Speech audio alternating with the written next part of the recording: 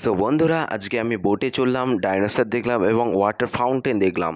তো আজকে হয়েছে কি, আজকে আমি শুভম আর আমি এসেছি তিস্তা উদ্যানে। তিস্তা উদ্যানটা বলে দিচ্ছি কোথায়, জলপাইগুড়িতে শান্তিপাড়ায় তিস্তা উদ্যান।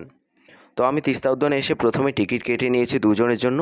তো আমরা এখন দুজনে প্রবেশ করেছি তিস্তা উদ্যানের ভিতরে। তো তিস্তা উদ্যানটি খুবই সুন্দর করেছে দেখলাম, আশেপাশে নানা ধরনের খেলনার জিনিস, তারপর ঠাকুর দিয়েছে, তারপর একটা হার্ট দিয়েছে। তারপর এই হার্টটা দেখতে খুবই সুন্দর লাগলো আমাকে।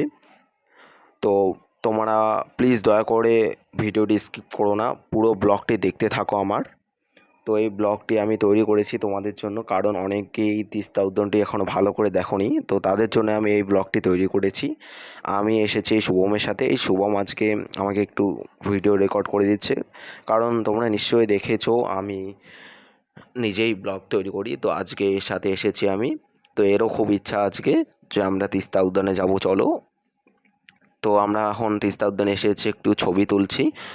তো ছবি তোলা শেষ করার পর এখন আমরা একটু অ্যাকোরিয়াম দেখছি। অ্যাকোরিয়ামে ঢুকতে গেলে মিনিমাম 10 টাকা লাগে টিকিট একজনের পার হেড। তো আমরা ওখানে না ঢুকে আমরা চলে আসলাম বোটে চড়তে।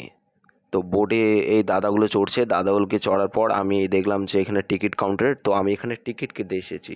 তো আমি এখানে টিকিট কাটলাম দুজনের জন্য। তো এখন এই জ্যাকেটটি পরছে, কারণ এখানে এটা সেফটি।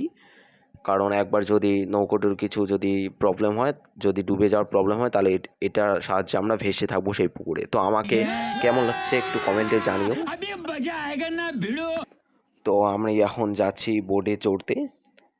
তো বোটটি দেখতে খুবই সুন্দর লাগছে, আমার ড্রেসের সাথে, আমার ওই সেফটি জ্যাকেটটার সাথে খুবই মিল আমার এই বোটটার।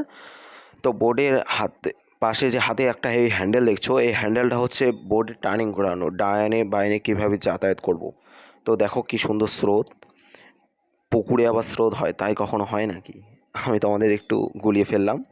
তো এখন আমরা দুজনেই আছি বোর্ডে, বোর্ডের এক সাইডে ও এবং এক সাইডে আমি। তো বোটটাতে চালাতে খুবই মজা লাগছে, খালি একটাই প্রবলেম, পায়ে খুব যন্ত্রণা হচ্ছে।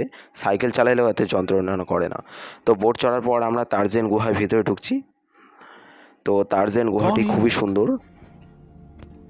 कहाँ से आते हैं? তো টার্জেন গুহা থেকে বের হওয়ার পর দেখলাম যে একটা ডাইনোসর অনেক দিন পরে দেখলাম। আসলেও কি ডাইনোসর আছে পৃথিবীতে, সেটা আমাকে কমেন্ট একটু করে জানাও, আমি জানি না। তো আমি এখন পার্কের আশেপাশে ঘুরে বেড়াচ্ছি, দেখছি এখানে বাচ্চারা খেলছে, বড় লোকগুলো বসে আছে।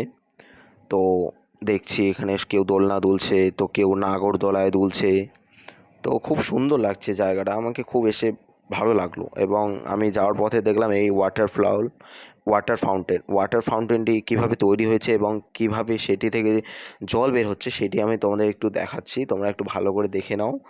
ওয়াটার ফাউন্টেন এখনও যারা যারা দেখোনি তারা প্লিজ এই তিস্তা উদ্যানে আসবা এবং তিস্তা উদ্যানে এই সমস্ত দেখার উপভোগ করবা।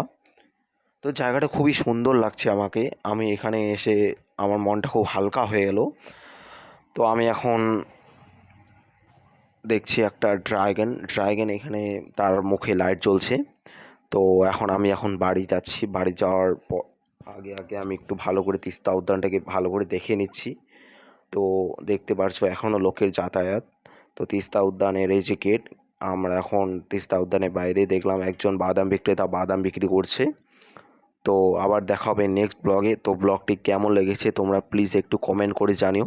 এবং যারা যারা এখনও আমার চ্যানেলটি সাবস্ক্রাইব করোনি তারা সাবস্ক্রাইব করে বেল আইকনটি হিট করে দিও, টিপে দিও।